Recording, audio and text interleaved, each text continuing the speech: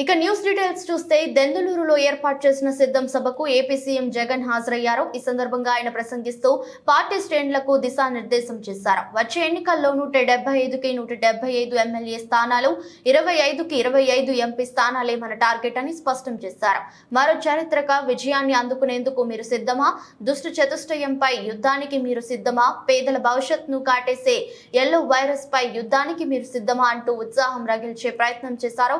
రామాయణం మహాభారతంలోని విలన్లు అందరూ ఇక్కడే ఉన్నారని విపక్ష నేతలు, కొన్ని మీడియా సంస్థలపై సీఎం జగన్ ధ్వజమెత్తారు.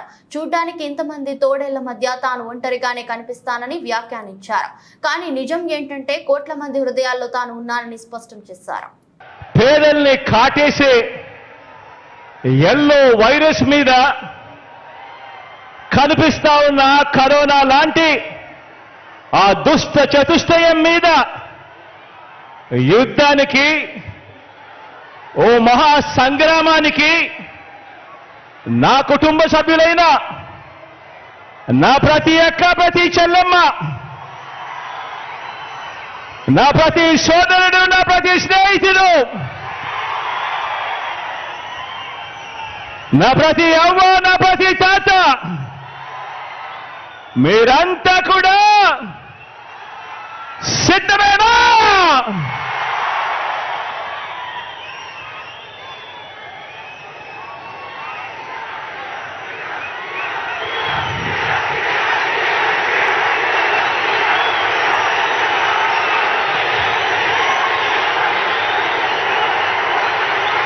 రామాయణము,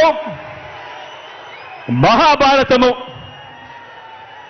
మన కర్మ ఏమిటంటే మన రాష్ట్రంలో రామాయణము, మహాభారతము ఈ రెండింటిలోని ఉన్న విలన్లంతా కూడా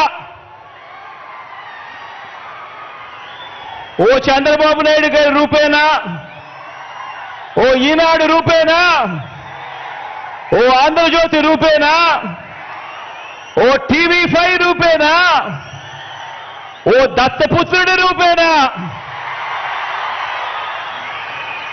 ఇతర పార్టీల్లో ఉన్న చంద్రబాబు నాయుడు గారి కోవొట్టులు, ఇంతమంది తోడేళ్లందరూ కూడా ఏకమై మీ జగన్ చుట్టూ బాణాలు పట్టుకొని రెడీగా ఉన్నారు.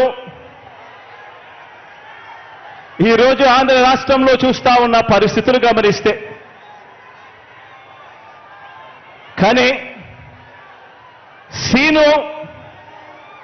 ఈ సీను వారి వైపు నుంచి చూస్తే ఈ సీను ఎలా కనిపిస్తుంది అంటే జగన్ ఒంటరివాడిలా కనిపిస్తాడు.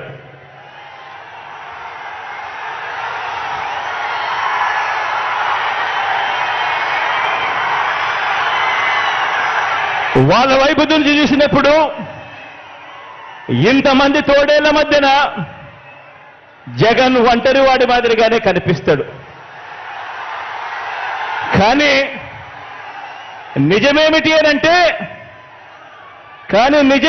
అనంటే ఇక్కడ కనిపిస్తా ఉన్నదే నిజం.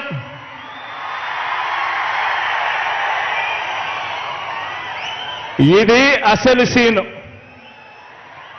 ఇన్ని లక్షల హృదయాలలో, ఇన్ని కోట్ల మంది హృదయాలలో మీ జగన్ మీ గుండెల్లో మీరు స్థానమిచ్చి, మీ ఇంటి బిడ్డగా మీ జగన్ మీ గుండెల్లో ఉండడం ఇది నిజం.